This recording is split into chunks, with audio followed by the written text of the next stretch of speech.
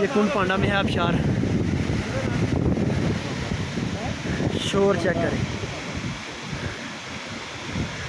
कल भी एक हमने आबशार देखी थी, वो इतनी खास नहीं थी, लेकिन इस आबशार को चेक करें। हाँ डॉक्टर साहब बताएं, जो मुजफ्फराबाद में हमने नूरी वाटरफॉल देखी, भूल गए उसको? ये भी नूरी वाटरफॉल है ना, वो भी मुजफ्फराबाद में एक नूरी वाटरफॉल, लेकिन हम कम से कम जो है वो 100 मीटर दूर खड़े हैं इससे, लेकिन उसका शोर और इसका पानी बूंदाबांदी यहाँ तक आ रही है। सुबहान अल्लाह, देखिए कितनी हाइट से पानी नीचे आ रहा है। इरादा था नीचे जाने का, लेकिन हमने भीग जाना है, इतनी स्पीड से पानी।